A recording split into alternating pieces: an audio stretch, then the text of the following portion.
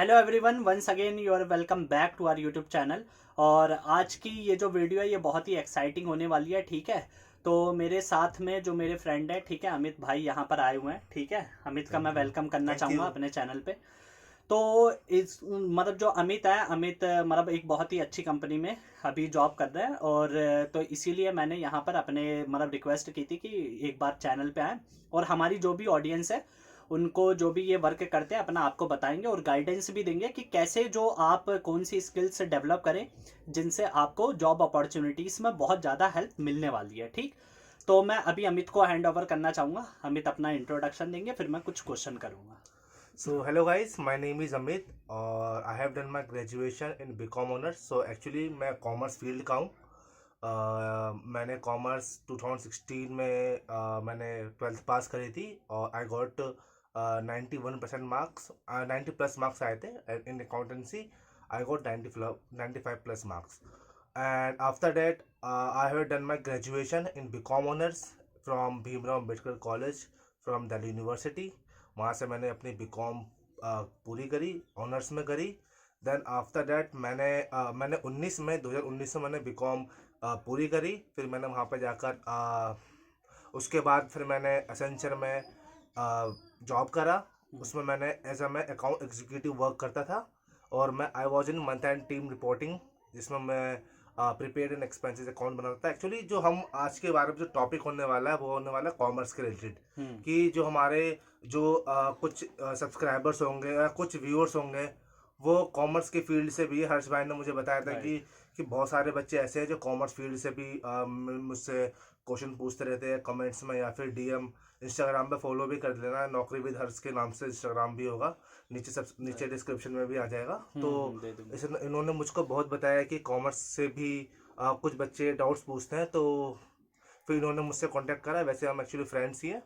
तो कांटेक्ट करा तो फिर मैंने बताया कि ठीक है, मैं एज अ राइट पर्सन हूँ कि थोड़ा बहुत मैं जितना मैंने एक्सपीरियंस गेन करा है इन कॉमर्स फील्ड में वो मैं बता सकूँ शेयर कर देंगे। या शेयर कर सकूँ। हम्म।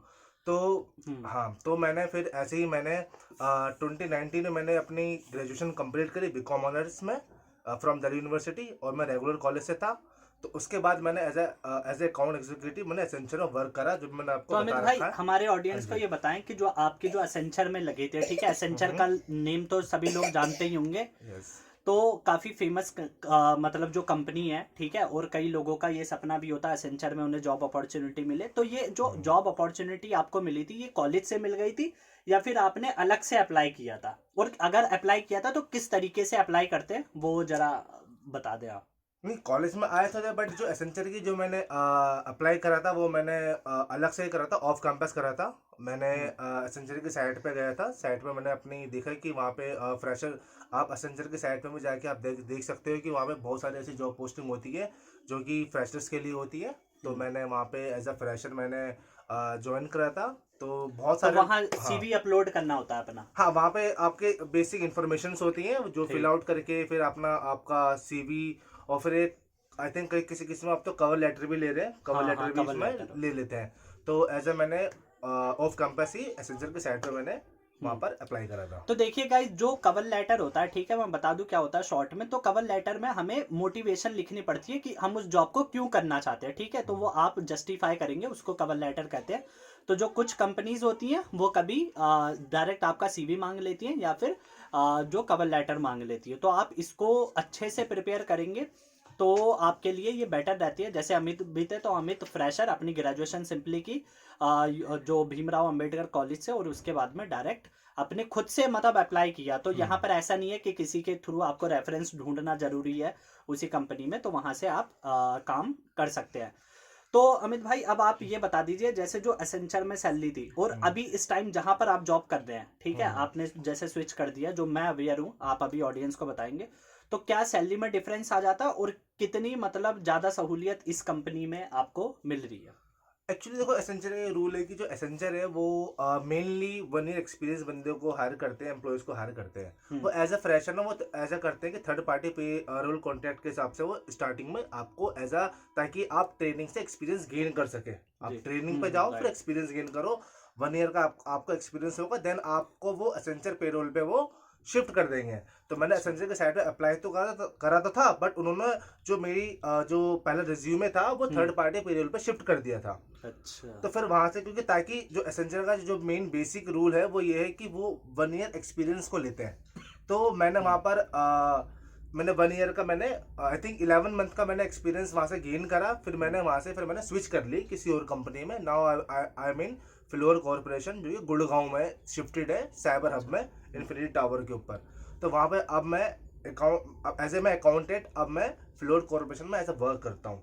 तो अच्छा। स्टार्टिंग जो सैलरी थी वो आपको जो एज अ एसेंचर में एज अ फ्रेशर भी आपको जो थर्ड पार्टी पेरोल से जो आपको मिलती है, वो एज अ फ्रेशर आपको इन हैंड आपके पास 15-16 थाउजेंड रुपीज स्टार्टिंग में आ जाते हैं। बट उसमें अच्छा। आपका कैब भी वही प्रोवाइड करते हैं, सब चीज मतलब कि वो प्रोवाइड करते हैं। बस आपके 60 या 15-16 thousand in hand in hand आपको मिल आती है। जाती मैं है। अभी आपको 2019 का डेटा बता रहा हूँ, 20 का अभी मुझको रिसेंट का अच्छा। आइडिया नहीं है।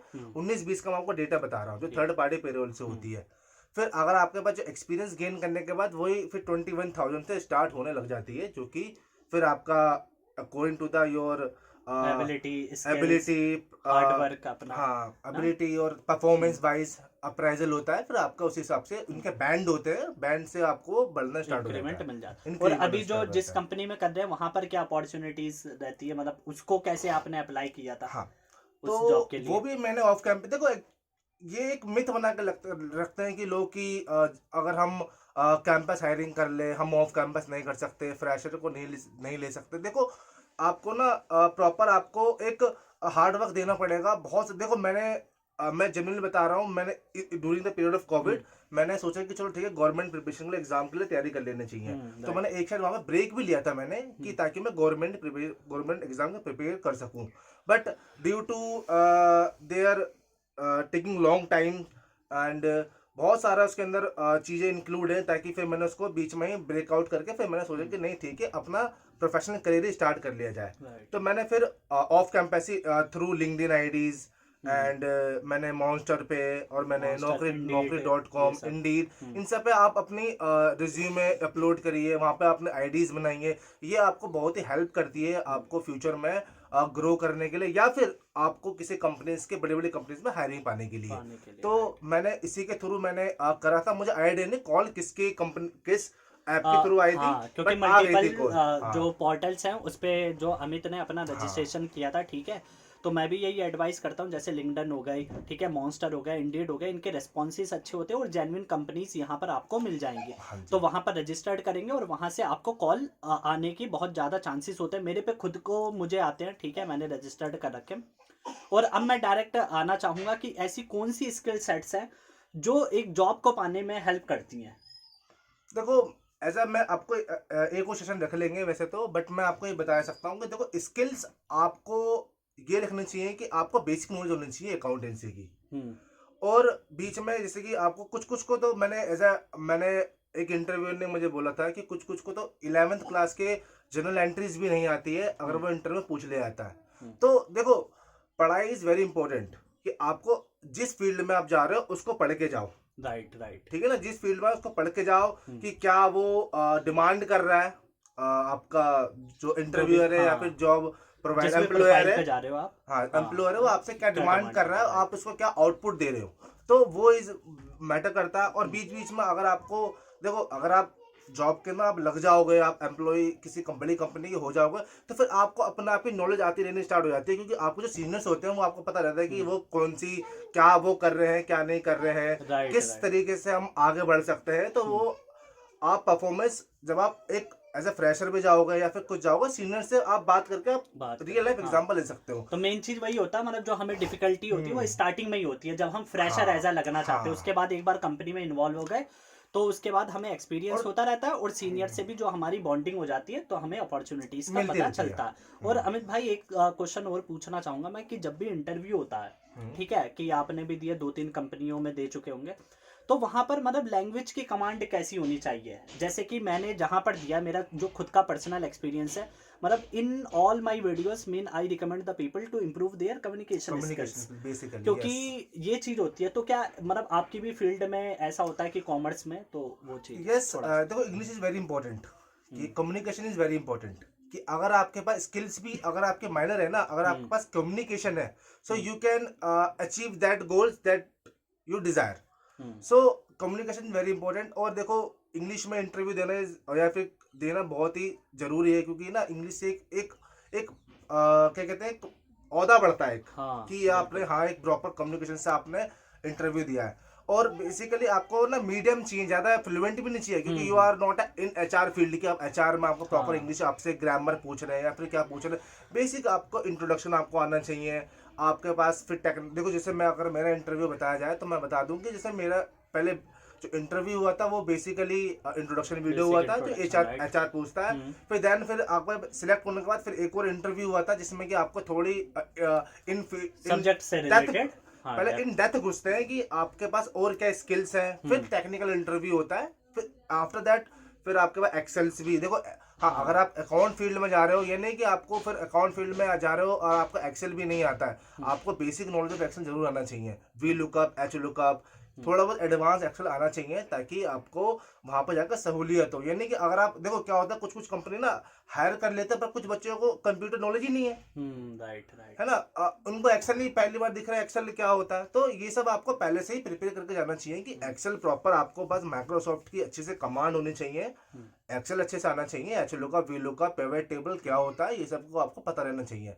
देन आपको फिर आप मतलब सहूलियत मिलती है। परफॉर्मेंस अप्राइजल भी इसी हिसाब से होता है कि आपसे कैसे परफॉर्मेंस जा रही है। तो इंटरव्यू के लिए आप इंग्लिश में करो, बेसिक नॉलेज चाहिए, ज्यादा प्रॉपर फ्लुएंट नहीं चाहिए। You are not a foreigner कि आपको या फॉरेन लैंग्वेज में आपको नहीं, फॉरेनर नहीं ले रहे।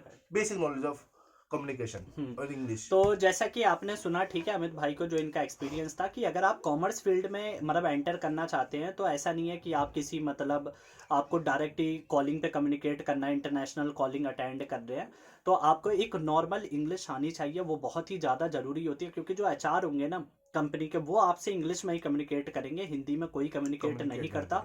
तो आपको अपना स्टैंडर्ड उस लेवल तक ले जाना कि आप उनका रिप्लाई कर सके और अपनी जो चीज़ें उनको एक्सप्रेस कर सके, ठीक है।